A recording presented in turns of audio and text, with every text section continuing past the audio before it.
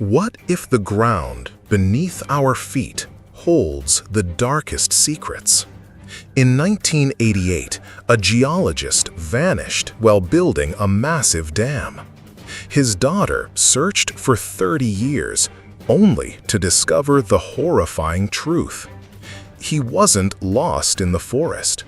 He was the foundation, entombed in concrete to hide a secret that could poison a nation.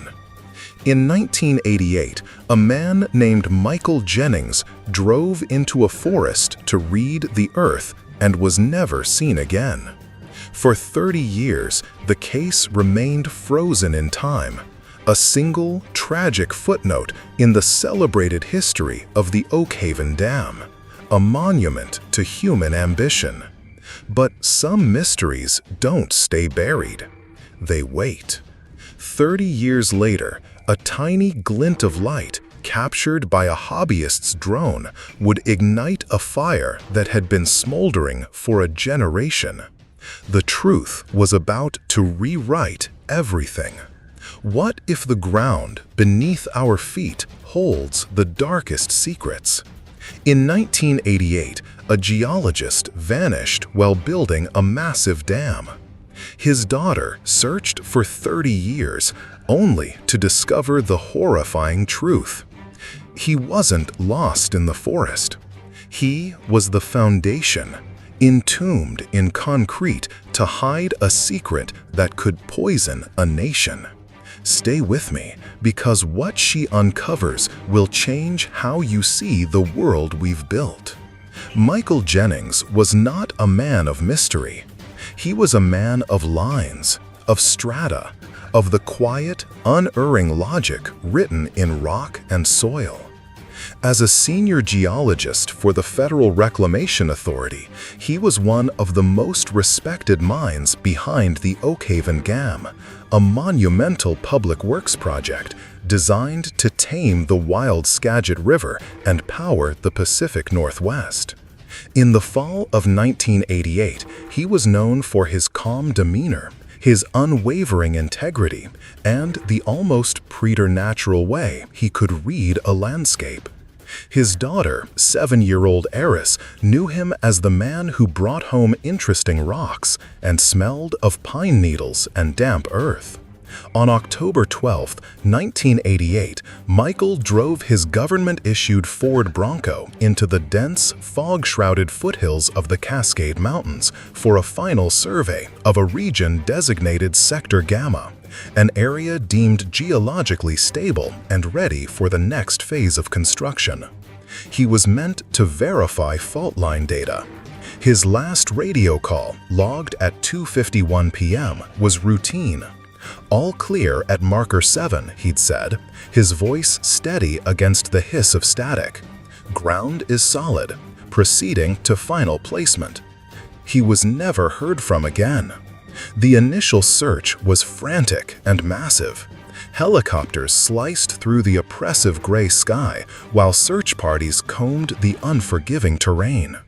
They found his Bronco parked neatly on a logging road, doors locked. Inside, his thermos of coffee was still warm. His detailed notes and maps were laid out on the passenger seat. But of Michael Jennings, there was no sign. No footprints leading away from the vehicle, no broken branches, no sign of a struggle. No scream, no sound, just gone. It was as if the ancient, silent forest had simply opened up and swallowed him whole. The official report, filed 6 months later, concluded he had likely fallen into an unmarked ravine or been taken by a predator.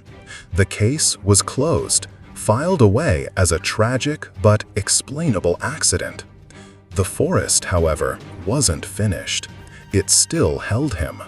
The silence that began that October evening would become the most haunting sound the region had ever known, an absence that would stretch for decades, waiting for someone to finally listen. Some disappearances leave behind an empty space.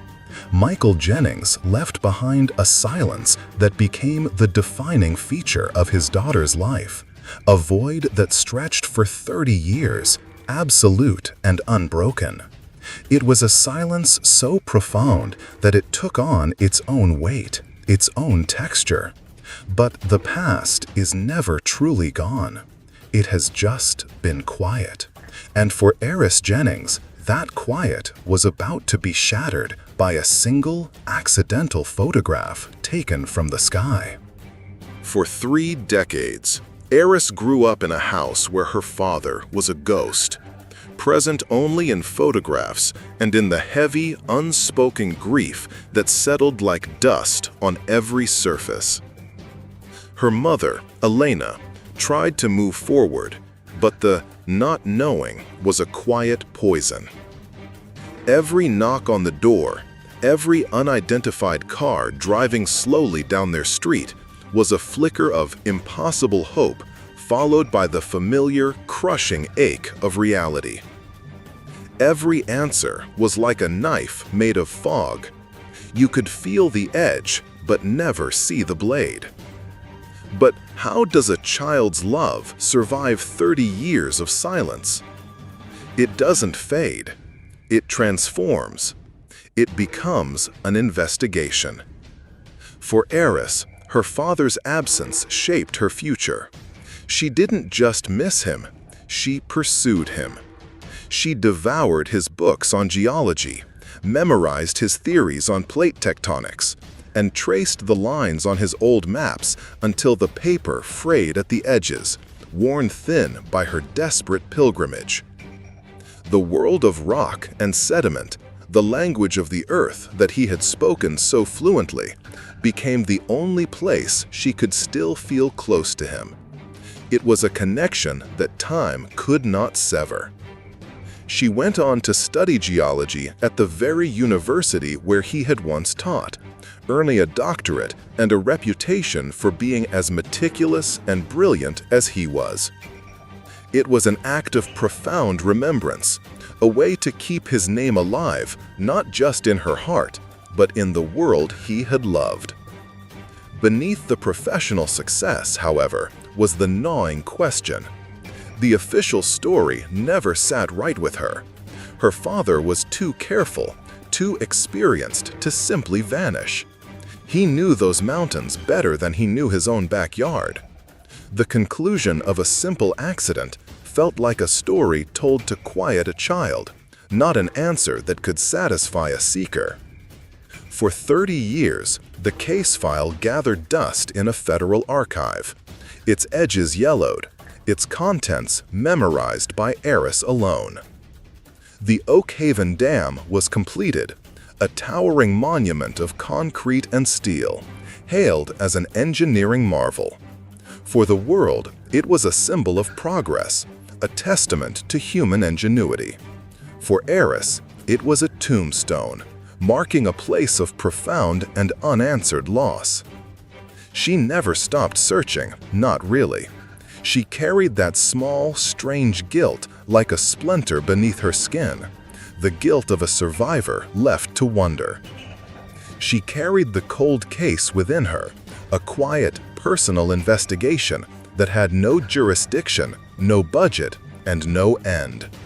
It was a vigil of one, a long, patient watch in the dark, waiting for a light that might never come. The truth, when it finally began to surface, did not come from a deathbed confession or a newly discovered document. It did not emerge from a dusty archive or a forgotten file. It came from the sky, captured by a 22-year-old amateur drone pilot named Ben Carter in the summer of 2018.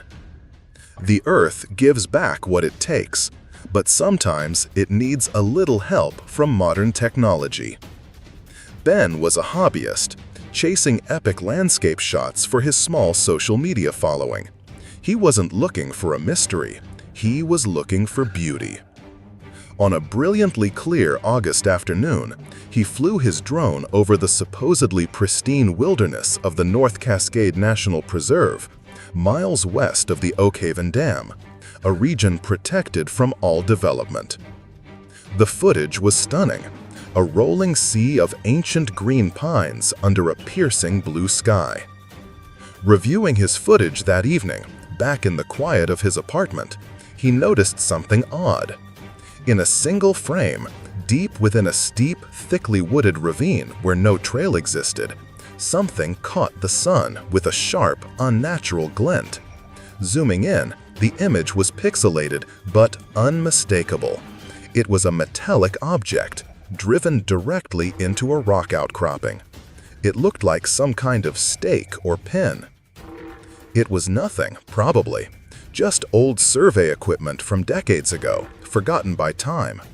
But it bothered him. The location was designated as untouched wilderness. There shouldn't be anything man-made there. It was a small inconsistency, a note out of key in the symphony of the wild. On a whim, driven by a curiosity he couldn't explain, he posted the cropped, magnified image to a Pacific Northwest hiking forum. His question was simple. Anyone know what this is? Found in the North Cascade Preserve. For a week, the post was met with digital silence.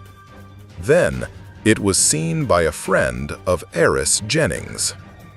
When Eris saw the photo on her screen, her world tilted on its axis. Her breath caught in her throat.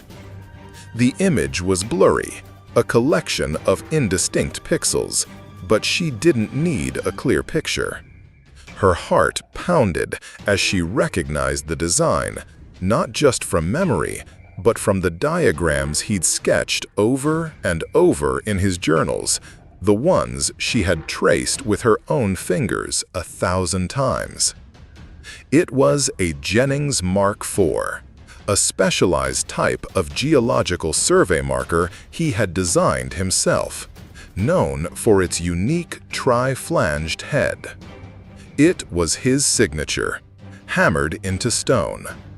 And it was in a place he was never, ever supposed to have been. The silence of 30 years was suddenly broken by a single, sharp glint of light. The past wasn't gone. It was just waiting for someone to look from a different angle. That single photograph became Eris's obsession.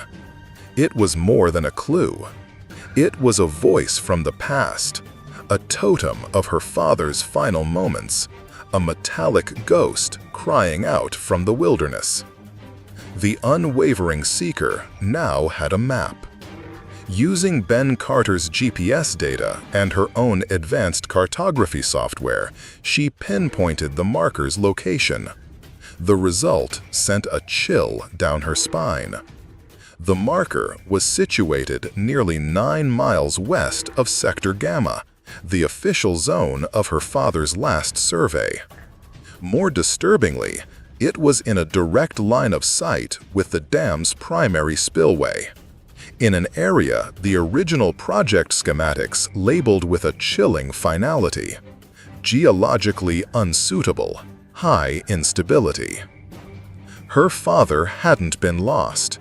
He hadn't been the victim of a random accident. He had been working. He had been investigating something off the books, something no one knew about. The official story wasn't just incomplete, it was a lie. Eris spent weeks locked in her home office, a room that had become a shrine to his memory, now transformed into a cold case war room. She cross-referenced her father's old handwritten journals with declassified project files she requested through the Freedom of Information Act. The journals were filled with his precise, elegant script, detailing soil composition, seismic readings, and water table levels. But in the final entries, from the weeks leading up to his disappearance, his handwriting grew tense, almost frantic. The confident lines of a scientist gave way to the hurried scrawl of a man who had seen something that terrified him. He mentioned discrepancies in the core samples and anomalous density readings that defied geological explanation. One chilling underlined sentence stood out, a testament to his dawning horror. The official reports don't match the ground truth. They are building on a lie. The truth has a way of rising to the surface, but sometimes it needs a push. Eris took her findings, the drone photo, the GPS coordinates, her father's journals, to the regional office of the Federal Reclamation Authority, the same agency that had employed her father, the same agency that had written his obituary. She presented her case with calm, scientific precision to the current director, a polished bureaucrat named David Hale. She laid out the facts, the inconsistencies, the evidence of a secret her father had died trying to expose. She expected concern, maybe even alarm. Instead, she was met with a wall of polite, impenetrable dismissal. The institution that was supposed to search for the truth was now its fiercest guardian, protecting a 30-year-old secret with a smile. The seeker's quest had just begun.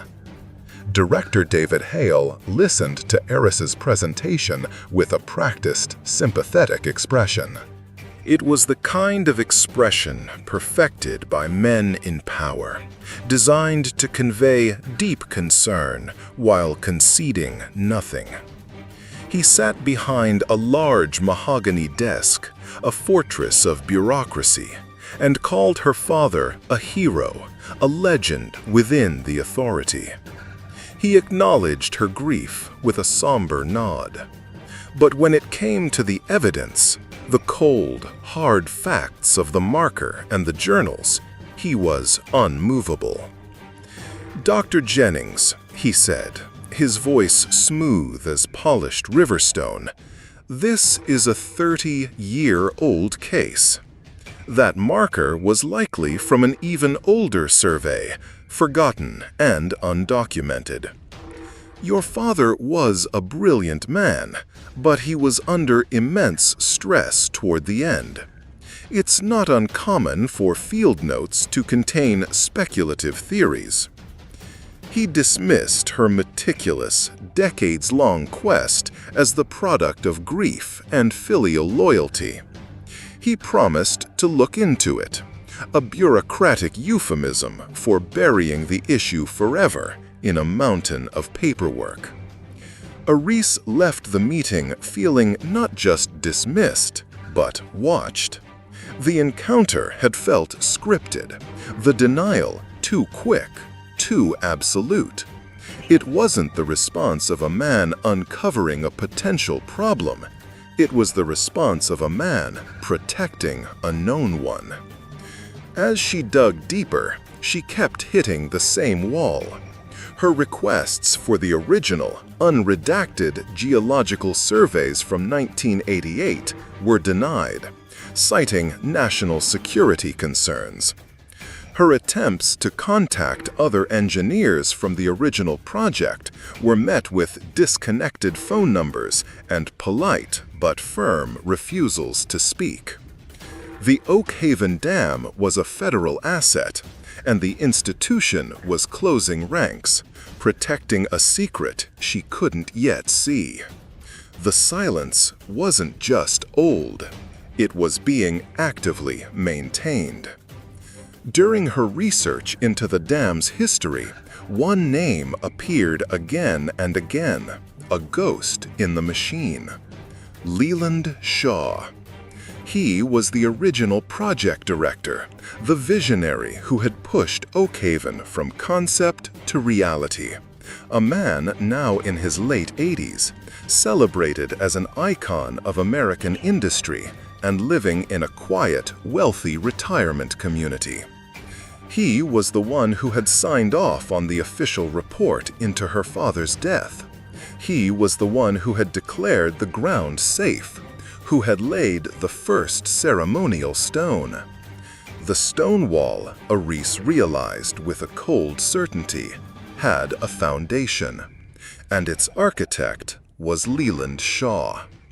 Frustrated by official channels that were designed to deflect, not to answer, Aris turned to the shadows. She knew the truth wouldn't be found in sanitized reports or polite denials. It lived in the memories of the men who had built the dam, buried under decades of fear. She spent weeks tracking down retired engineers who had worked on the Oak Haven project. Most refused to talk, their fear still palpable even after 3 decades, a phantom limb that ached whenever the past was mentioned. But one man, Elias Vance, finally agreed to meet her. They met in a noisy, anonymous diner halfway between Seattle and Portland, a place of transient faces and conversations that evaporated as soon as they were spoken. Vance was a frail man in his late 70s, his hands trembling as he held his coffee cup, the ceramic rattling against the saucer. He was terrified, but his conscience was heavier than his fear. He wouldn't look Aris in the eye. His gaze was fixed on the tabletop, on the swirling patterns in the formica, as if the answers were written there. He spoke in hushed, fragmented sentences, his voice nearly lost in the diner's clatter. "Your father was a good man," he whispered. "Too good. He saw things he shouldn't have seen. He didn't understand the pressures, the necessities." Vance spoke of bad ground, of core samples that were doctored in the main lab before being sent to federal inspectors. He talked about a clandestine nighttime construction schedule, crews working on a section of the dam that wasn't on any public schematic, their work illuminated only by portable floodlights that cast long, dancing shadows. They weren't just building a dam, Doc "Jennings," he said, his voice barely audible, a confession finally escaping from its long imprisonment. They were building a container, something to hold a problem. Before he left, a panic rising in his eyes, as if the ghosts of 1988 had just walked through the diner door, he scribbled a note on a napkin and pushed it across the table. His hand was shaking so badly the words were nearly illegible. It said, "Check the Section 12 maintenance logs. The concrete pour volumes. They don't add up." It was a cryptic clue, a breadcrumb left on the path 30 years too late. But it was the first real crack in the wall of silence. The whispers of the past, once faint and scattered, were finally gathering into a voice, and it was telling Aris exactly where to look. Section 12. The name echoed in Aris' mind, a single cryptic phrase left on a stained diner napkin. Armed with Elias Vance's terrified whisper, she dove into the most mundane and overlooked records of the dam's construction, the archives of material requisitions and concrete pour logs. The devil, she knew, wasn't just in the details. He was in the accounting. It took her a month of formal requests and bureaucratic runarounds to get the heavily redacted files, and another 2 weeks of painstaking work to digitize and analyze them. To an outsider, they were just numbers, a dry and endless ledger of progress. But to Aris, a story began to emerge from the columns and figures. A ghost story told in cubic yards. The logs for every section of the dam were consistent, except for one. For Section 12, a non-critical support buttress near the western abutment, The volume of high-strength, reinforced concrete ordered and poured was over 500% greater than what the architectural plans called for. The sheer mass of the material was staggering, an anomaly so great it should have triggered alarms all the way to Washington, D.C. It wasn't just a support structure. It was a fortress. It was a tomb. Cross-referencing this data with a declassified seismic survey map from the era, she found the final, horrifying piece of the puzzle. The bedrock beneath Section 12 was shown to have a massive, naturally occurring cavern, a limestone void the size of a cathedral. The official project report stated this cavern had been filled with industrial grout and stabilized, a standard, routine procedure. But the concrete logs told a different story. They hadn't just filled it. The numbers proved they had built something inside it first, and then entombed it in a mountain of concrete. This was the container Vance had spoken of. This was the problem that needed to be held. The hidden lair wasn't a shack in the woods or an abandoned mine. It was a cavern deep inside the dam itself, a secret chamber sealed away from the world for 30 years. Eris stared at the schematics on her screen, the cold, clinical lines now mapping out a conspiracy. The chilling truth settled upon her, heavy and suffocating. The Oak Haven Dam wasn't just holding back a river. It was holding back a secret. And her father had been standing at the water's edge. Knowing the truth and proving it were two very different things. The numbers in the concrete logs screamed of a conspiracy, but they were circumstantial. Eris knew no government agency would drill into the foundation of a major federal dam based on her theories alone. She needed to see inside. She needed irrefutable proof. So she cashed in a portion of her retirement savings and hired a small, discreet geophysical survey company, a two-man team with a state-of-the-art ground-penetrating radar system. This was no longer just about finding her father. This was about exposing a monster. On a moonless, rainy night, they drove a nondescript van to a service road overlooking Section 12. The air was thick with tension and the smell of ozone from the approaching storm.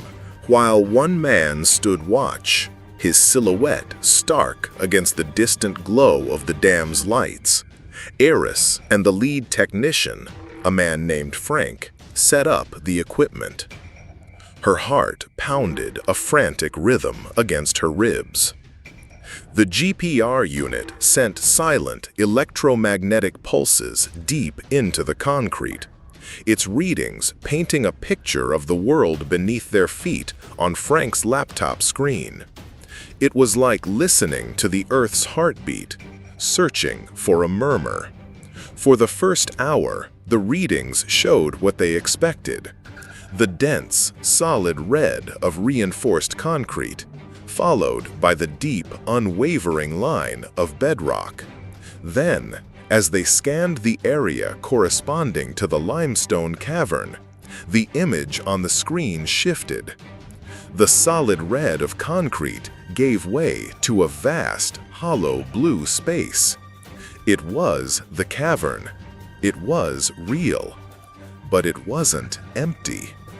The screen was filled with thousands of perfectly arranged, repeating geometric shapes. Frank zoomed in, his breath fogging the screen. "My God," he breathed, his professional detachment shattering. "Those are cylinders, stacked, thousands of them. They were 55-gallon drums, an army of them, standing in silent, perfect rows inside the hidden tomb. They were not abandoned. They were buried. It was a hazardous waste dump, a secret cemetery hidden in the heart of the dam. The rising dread in Eris's chest turned to ice. This was the problem. This was what her father had found, and this was what had killed him. As Frank continued to scan the area, a grim certainty settled over Eris. This was not just about corporate malfeasance. It was about murder. She pointed to a different part of the structure on the old schematics, her finger tracing a line with a tremor she couldn't control. "Scan there," she said, her voice tight, thin. "Spillway Pillar 4, the support column closest to the cavern." The pillar was a solid piece of concrete, over 20 feet thick, an artery of the dam's immense strength. Frank moved the GPR antenna, and the screen slowly rendered the pillar's interior. It was a dense, uniform mass of red. Nothing. Eris felt a pang of doubt, a cold wave of disappointment that was somehow worse than the fear. Maybe she was wrong. Maybe this was all just a monstrous coincidence. "Wait," Frank said, leaning closer to the screen, his face illuminated by the eerie glow. "There's an anomaly, right in the center." He isolated the signal, running it through a series of diagnostic filters that stripped away the noise, seeking the one dissonant note in the concrete symphony. A small, irregular shape appeared, suspended in the middle of the pillar like a fly in amber. Its density was completely different from the surrounding material. It was about 6 feet long and 2 feet wide.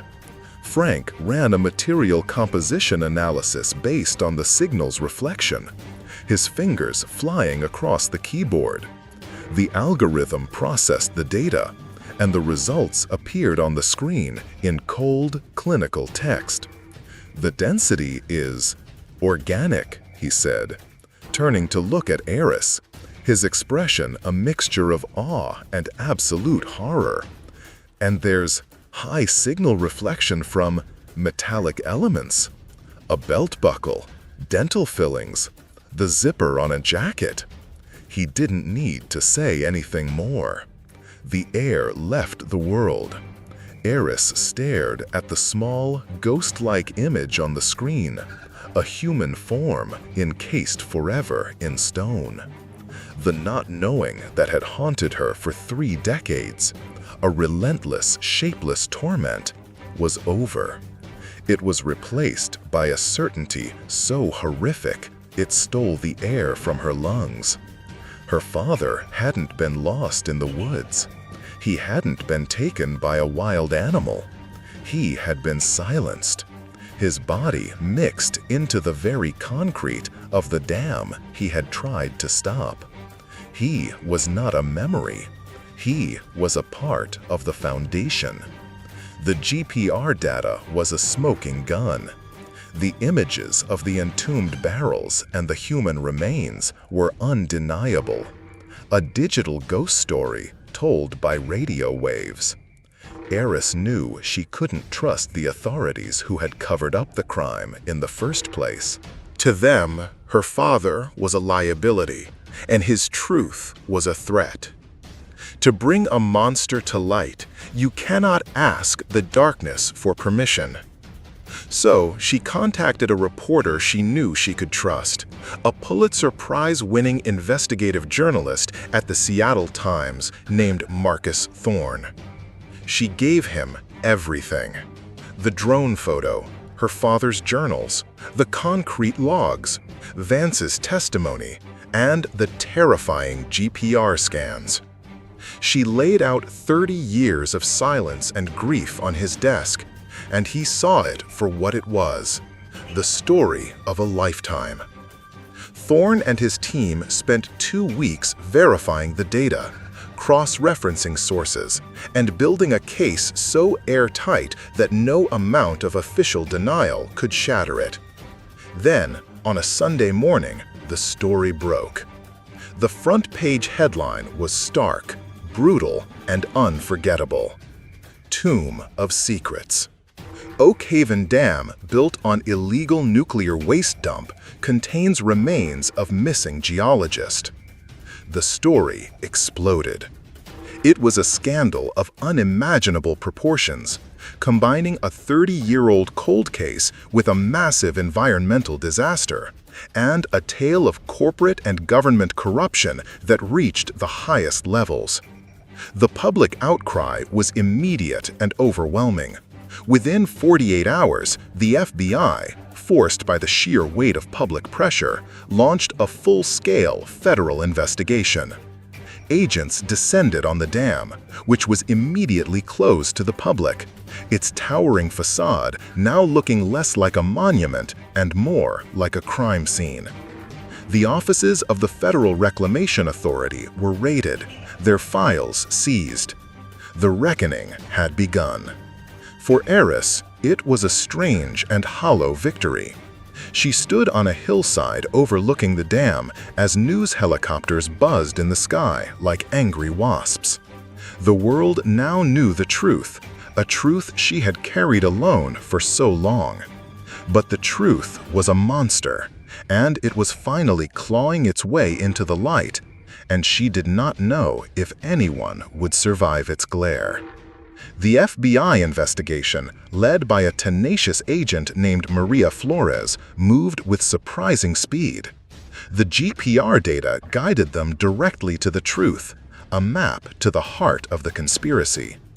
Submersible robotic drills confirmed the existence of the cavern and the thousands of barrels, which were quickly found to contain high-level radioactive waste from a decommissioned nuclear weapons facility.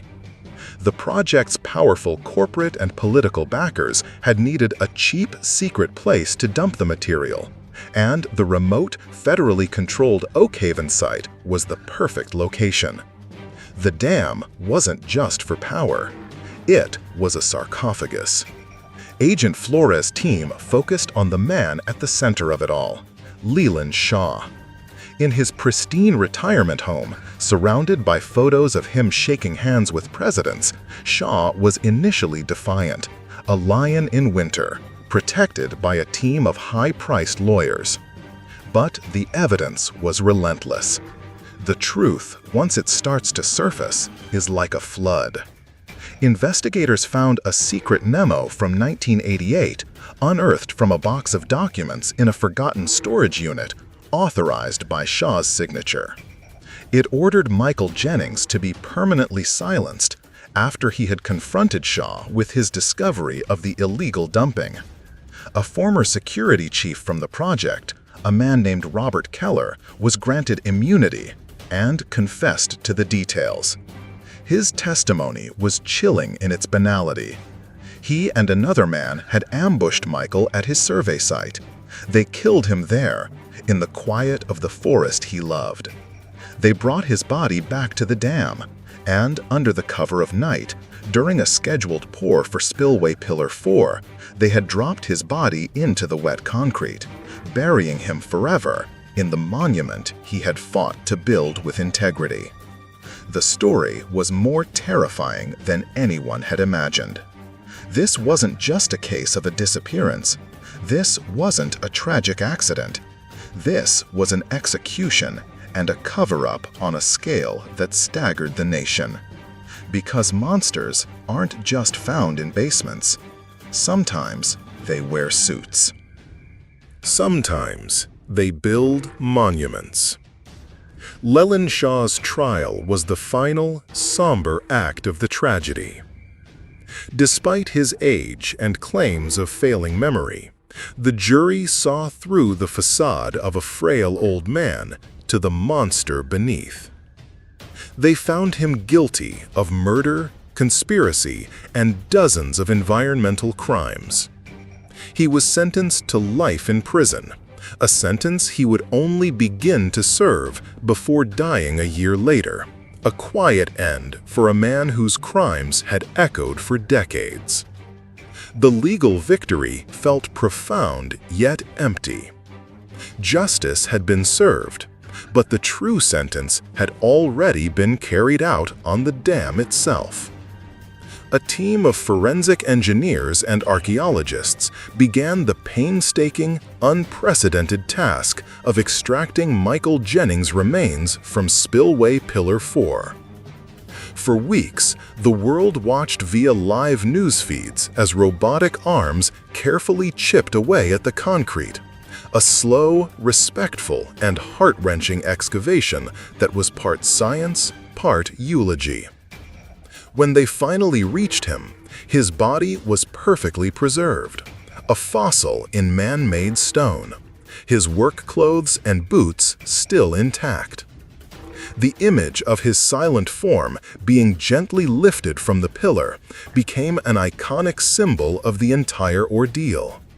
Justice, it seemed, had to be carved from stone and sorrow. The discovery of the high-level radioactive waste triggered a national emergency. The Oak Haven Dam, once a symbol of human ingenuity and progress, was now a ticking time bomb, a catastrophic environmental hazard that would take generations and billions of dollars to safely decommission. Its clean power was a lie, its majestic form a mask for a poison that would outlive everyone who built it. The monument to their ambition had become a monument to their sin. It stood as a silent, terrifying testament to the price of secrets and the cost of building on a lie. In the end, Iris Jennings did not find peace, but she found purpose. The kind of peace that comes after a lifetime of unknowing is a fragile thing, and the truth of her father's end was too monstrous for simple closure. But in the wreckage of the lies, she built something new. She established the Jennings Foundation for Scientific Integrity, an organization dedicated to protecting whistleblowers and ensuring that scientific truth could not be silenced by corporate or political interests. Her father's name was cleared. He was no longer a man who got lost in the woods. He was a hero who died trying to prevent a catastrophe. A national memorial was erected near the now decommissioned dam, a place of quiet reflection. It wasn't a statue of a man, but a simple, elegant sculpture modeled after the unique tri-flanged head of the Jennings Mark IV survey mark, the small totem of memory that had started it all. The inscription was a quote from one of Michael's final journal entries, words that had become a mission statement for his daughter. The earth keeps an honest record. You just have to be willing to read it. Iris often visited the site, standing before the quiet, monumental dam. It was a place of immense sadness, a place where her father's story had been brutally ended, and then, decades later, reborn. But it was no longer a place of silence. The truth had finally broken through. Evil people think they can make good people disappear forever. They think they can bury their secrets in concrete and time. But they're wrong. The truth, like a river, has a way of wearing down even the hardest stone, rising to the surface and eventually running free. And in that, a name can never be forgotten. The story of Michael Jennings is a chilling reminder that sometimes the most monstrous secrets are hidden in plain sight, buried beneath the very symbols of our progress.